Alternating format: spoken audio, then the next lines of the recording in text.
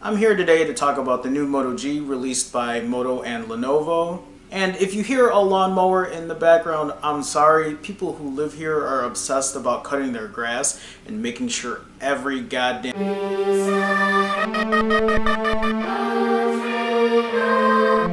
Anyway, earlier this morning in India, Moto and Lenovo announced three new phones. Three new Moto G phones. One, the Moto G4 Play. 2, the Moto G4, and 3, the Moto G4 Plus. And if that doesn't sound confusing already, it's about to get worse. Let's talk about them. The Moto G has been Motorola's top-selling phone for the last few years, and now under Lenovo's helm, they've decided to create three different Moto G phones, which I know is going to be confusing for consumers. Maybe not all consumers, maybe people who are more in depth with phones might not make that a big deal, but for a lot of people who might be switching to Android or they're just looking for a new phone, the 2016 Moto G has so many new options that I can see how it can be really confusing. But let me try to break it down as easily as I can. Before the 2016 Moto G, you had three different levels of Moto phones. The Moto E, the Moto G, and the Moto X. The Moto E was the bare bones basic smartphone from Motorola. And then you had the Moto G, which was a budget phone. It cost a little more than the Moto E, but had better hardware. But it was still priced well enough at around $200 that it was very consumer budget friendly. And then you had the Moto X, Motorola's top-end flagship smartphone. Top-end specs, also at the highest price. But for 2016, I don't even know if the Moto E is going to be a thing. And then I'm starting to read that there might not even be a Moto X, that they might just call it a Moto Z instead. I don't know why. Anyway, back to the 2016 Moto G, or they're calling it the Moto G4, which is because it's the fourth generation of the Moto G, which makes sense. I like the name, Moto G4. But then when you start adding all these other things, Moto G4 Plus, Moto G4 Play, it can be confusing. But for this video, I'm going to go with the most basic Moto G4 first, and then the top-end Moto G4 last. So the most basic Moto G phone for 2016 is going to be called the Moto G4 Play. The Moto G4 Play is going to offer a 5-inch 720p display, running a Snapdragon 410 processor and an Adreno 306 GPU, 2 gigs of RAM, an 8 megapixel rear camera, a 2800 mAh battery, and 8 or 16 gigs of internal storage. If there is no Moto E this year, then the Moto G4 Play will be its replacement. It sure sounds like its replacement, at least for me. Which really makes me wonder why they couldn't just call it the Moto E instead of the Moto G4 Play.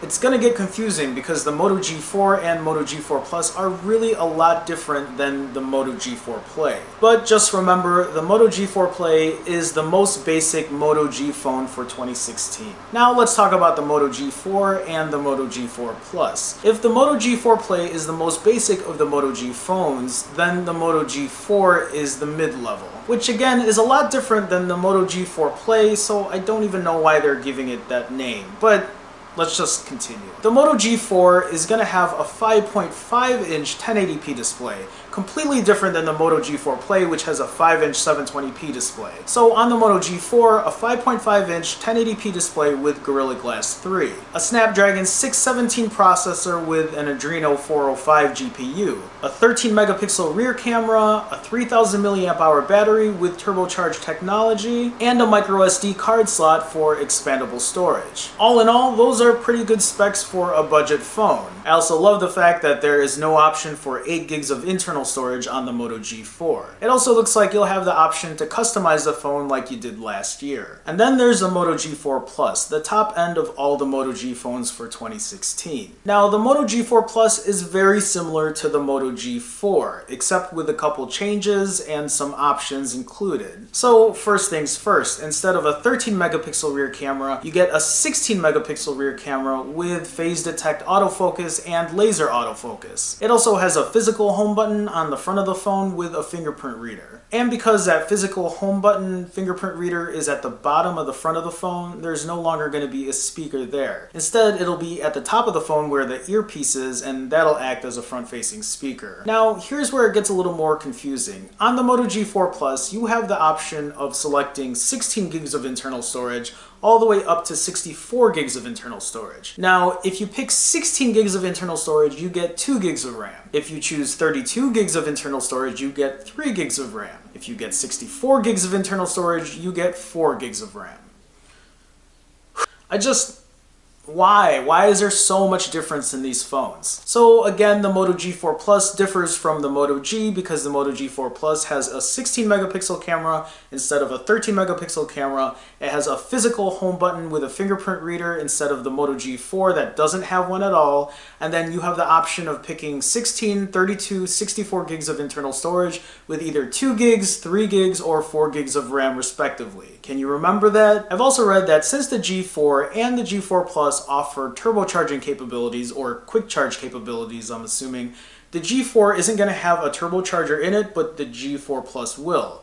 Just to add to the confusion, just a little bit. The Moto G4 and the Moto G4 Plus are being introduced in India and Brazil today. Europe is next, and then the US later in the summer. As far as pricing goes, there's no official word on US pricing yet, but in India, the Moto G4 Plus for 16 gigs is selling for around $200, and the 32 gig variant I think is selling for around $215, $220. There is no pricing yet for the Moto G4 Play or the Moto G4 Plus 64 gig version.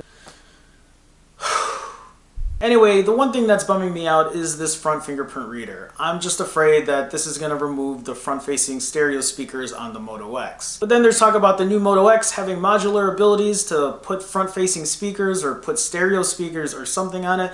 I don't know, I haven't really looked into it that much yet, but I just want Motorola to continue what they've been doing before, and I'm hoping they can better it. I don't know the direction they're going. Luckily, the Moto G4, the Moto G4 Plus, the Moto G4 Play, they're all still going to have like a stock version of Android, so you're still going to get a really clean, fluid experience.